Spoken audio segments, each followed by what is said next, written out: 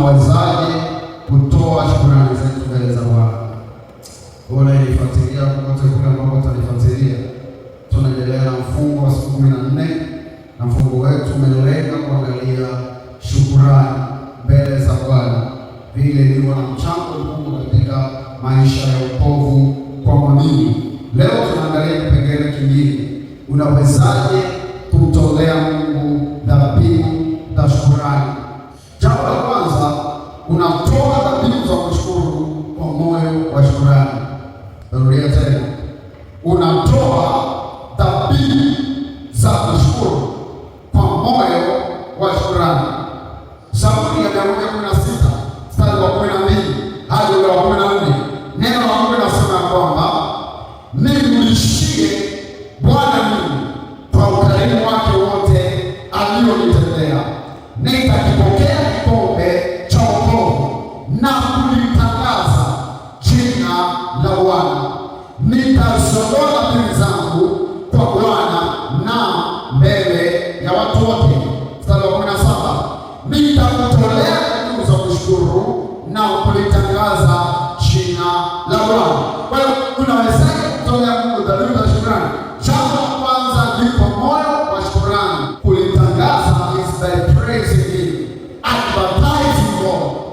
Kwa hiyo inatokea au inahitaji moyo wa shukrani ili uweze kulitangaza jina la Bwana. Kama hauna moyo wa shukrani, hautaweza kulitangaza jina la Bwana kwa mambo aliyotendea.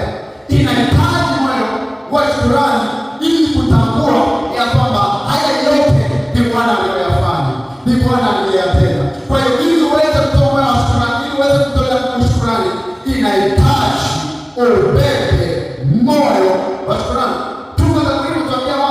Nimrudishieni Bwana kwa ukarimu alionitendea. Ina maana anaangalia ni nini anaweza kumtolea Bwana, ni nini anaweza kumrudishia Bwana. Anatambua kwamba nitamrudishia Bwana sifa na shukrani, nitamtolea Bwana shukrani kwa mambo haya yote aliyotendea, kwa kulitangaza jina la Bwana. Mstari wa 17, nitamtolea dhabihu ya kushukuru na kulitangaza jina la Bwana. So the first step to offer the sacrifice of thanksgiving to God is by carrying the heart of thanksgiving. It takes the heart of thanksgiving to advertise the goodness, the mercy, and the grace of God in your life. Kama huna dhabihu za kushukuru, hawezi kulitangaza jina la Bwana. Jambo la pili, unawezaje kumtolea Bwana dhabihu za shukrani? Jambo la pili ni kwa kuyasema au kutamka. Kwa lugha nyingine tunasema kwa kutangaza kwa maneno. Waebrania sura ya 13 mstari wa 15, basi kwa njia ya kelele na kumbe Mungu dhabihu na sifa daima, yaani tunda la Roho iliungamayo jina lake. So unaweza kutolea Mungu dhabihu za shukrani ikiwa umebeba moyo wa shukrani. Hiyo ni hatua ya kwanza. Hatua ya pili, shukrani kwa Mungu inatakiwa iwe tunda la mdomo, yaani unakuja kwa Bwana and then unaanza kumshukuru kwa maneno yako. Haleluya. Anatuambia hivi, basi kwa njia yake yeye na kumpe Mungu dhabihu za sifa, yaani tunda la mdomo iliungamayo jina lake. So kwa maneno yako, kwa kima chako, sentensi zako, maisha yako, midomo yako inatakiwa kuziimba sifa za Bwana, inatakiwa kumshukuru Bwana, inatakiwa kutoa shukrani kwa maneno yako. Midomo yako isijae kulaumu, midomo yako isijae manunguniko, midomo yako isijae manunguniko ya hapa na pale, isijae umbea, isijae chochote. Matunda ya midomo yako yawe ni matunda ya shukrani mbele za Bwana, yawe ni matunda ya kushukuru Mungu. Ili unapita wakati mgumu, unapita wakati mwepesi, una majira ya kupanda au umeshuka, na hata yote ile midomo yako inatakiwa kubeba moyo wa shukrani. Usishie kuwaza kushukuru Mungu, unatakiwa kuingia katika kusaka ya shukrani. Wafilipi 4:6, msijisumbue kwa neno lolote, bali katika kila neno kwa kusali na kuomba pamoja na kushukuru haja zenu na zijulikane na Bwana. Midomo yetu inatakiwa kujaa dhabihu za shukrani mbele za Bwana. Midomo yetu inatakiwa kujaa, yaani matunda ya midomo yetu yasiwe lawama, matunda ya midomo yetu yasiwe umbea, matunda ya midomo yetu yasiwe chochote, bali yawe yamejawa na shukrani mbele za Bwana. Praise God, hallelujah. Unamshukuru Mungu kwa kujitoa kwa ajili yake. Kitabu cha Wakorintho wa pili sura ya 5:15, neno la Mungu linasema, tena alikufa kwa ajili ya wote, ili walio hai wasiwe hai tena kwa ajili ya nafsi zao wenyewe, bali kwa ajili yake yeye aliyekufa akafufuka kwa ajili yao. Tunamtolea Mungu dhabihu za kushukuru kwa kujitoa kwa ajili ya kazi yake. Unapokuja hapa kumtumikia Mungu au popote kule unapokuwa unamtumikia Mungu, jitoe kwa kumaanisha.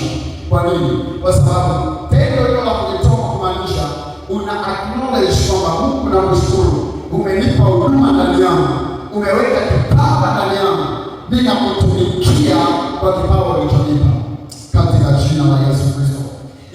Isifike wakati ukawa mtu wa kusukumwa, isifike wakati ukawa mtu wa kulazimishwa. Kazi ya Mungu ifanye kwa moyo wa kupenda, ifanye kwa kujitoa. Itoeni miili yenu iwe dhabihu takatifu, tena pendeza Mungu, na hiyo ndiyo ibada yenu imani. So we present ourselves to God as a living sacrifice. Is a sign of a great heart, moyo wa shukrani. Jambo la kwanza, present your body as a living sacrifice of God. Jambo la pili, tumikie Mungu kwa vitu alivyokupa nayo. Kwa mfano, Mungu amekubariki fedha, mtolee Mungu dhabihu. Ya kumtolea Mungu dhabihu, watu wa Mungu, ni kumtambua Mungu kwamba nakushukuru Mungu, umenisaidia. Siishi kwa ajili yangu, naishi kwa ajili yako. Hii fedha ulionipa ni kwa ajili ya utukufu wako. Hivyo ninaamini ya kwamba utanipa zaidi na zaidi na zaidi. Na jambo la tatu au la nne, unajitoa kwa ajili ya Mungu kwa akili zako zote, kwa uwezo wako wote. Tumia kipawa, intelligence, capacity uliyopewa na Mungu, itumie to serve the kingdom, itumie kutumikia Mungu aliye hai. Na hiyo ni ishara ya kwamba wewe una moyo wa kushukuru mbele za Mungu. Jambo la nne, unamshukuru Mungu kwa sadaka za shukrani. Mathayo Mtakatifu sura ya 6:21, kwa kuwa hazina yako ilipo, ndipo utakapokuwako na moyo wako. Unamshukuru Mungu kwa kumtolea Mungu dhabihu, sadaka, shukrani. Mahali ambapo hazina yako ilipo, ndipo hapo na moyo wako unapopatikana. Unampenda Mungu kiasi gani? Unamtolea Mungu alikubariki, au wewe ni mchoyo? Kwa hiyo una uwezo wa kutoa shukrani zako kwa Bwana kwa kumtolea Mungu dhabihu za shukrani, kwa maana ya sadaka. Haleluya! Kwa sababu mahali moyo wako ulipo, mahali hazina yako ilipo, na moyo wako utakuwa hapo. God is looking for a person aliye na moyo wa kushukuru. Anamtolea Mungu dhabihu za shukrani kwa moyo wake, anamtolea Mungu dhabihu za shukrani kwa sadaka. Maandiko yanatuambia kitabu cha Mathayo ile sura ya 6:21, mwanadamu, mahali ambapo hazina yako ilipo na moyo wako utakuwa hapo. Jambo la tano, nawezaje kumtolea Mungu dhabihu za kushukuru? Jambo la tano ni kwa kuimba na kucheza. Zaburi ya 61 mstari wake wa 30, nitalisifu jina la Mungu kwa wimbo na nitamtukuza kwa shukrani. Na uwezo wa kumtolea Mungu dhabihu za kushukuru kwa kuimba na kucheza. Zaburi ya 69 mstari wa 30, nitalisifu jina la Mungu kwa wimbo, nami nitamtukuza kwa shukrani. Kwa hiyo ishara nyingine ya kwamba huyu mtu amebeba moyo wa shukrani ni pale ambapo mtu anajitoa kwa Mungu, kumwimbia Mungu, kucheza na kufurahi mbele za Mungu. Daudi alikuwa ni mfalme na ufalme wake ulikuwa ni mfalme very special, an amazing king, an amazing kingdom.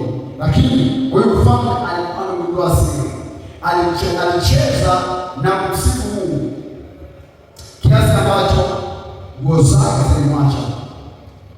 Mikali alipomwangalia Daudi anacheza, anafurahi mbele za Mungu, anaruka, anacheza, anamdhihaki, halimwambiaki.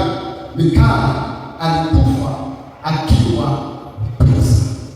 Pamoja na kwamba Mikali alitoka kwa Sauli, alikuwa ni binti wa Sauli, lakini Mikali alikufa bila ya mtoto.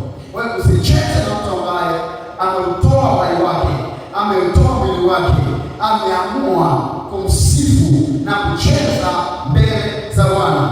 To praise God, to sing and to dance before the King, before the Lord, the very King, to show that you carry the heart of thanksgiving. You are so grateful to God. Praise God, hallelujah. Zaburi ya 100 mstari wa kwanza hadi wa 3. Fanyeni Bwana shangwe dunia yote, mtumikieni Bwana kwa furaha, njooni mbele zake kwa kuimba. Jueni ya kwamba Bwana ndiye Mungu, ndiye aliyetuumba, na sisi tu wake, tu watu wake na kondoo wa malisho yake. Namtolea dhabihu za kushukuru kwa kuimba na kucheza. Zaburi ya 105 mstari ule wa 2. Anza mstari wa kwanza, anatuambia hivi: haleluya, mshukuruni Bwana, liteni jina lake, warudisheni watu matendo yake. Mstari wa 2, mwimbieni, mwimbieni kwa zaburi, zitafakarini ajabu zake zote. Namtolea dhabihu za kushukuru kwa kuimba, kwa kucheza, kwa kufurahi mbele zake. Mungu anataka wanadamu wote walioko duniani watambue ya kwamba Mungu anahitaji watu ambao wana mioyo ya shukrani, na moja ya namna ya kupresent au kuwasilisha moyo wao wa shukrani kwa Mungu ni kwa kuimba na kwa kucheza mbele za Bwana. Zaburi ya 69 mstari wa 30 ndiko anatuambia wazi kabisa ya kwamba lazima tutolee Mungu dhabihu za kushukuru kwa kuimba na kwa kucheza. Na hivyo Mungu anapendezwa na mwanadamu anayetoa dhabihu za kushukuru. Mungu anafurahia matunda ya moyo uliobeba dhabihu za kushukuru, na hivyo Mungu anapendezwa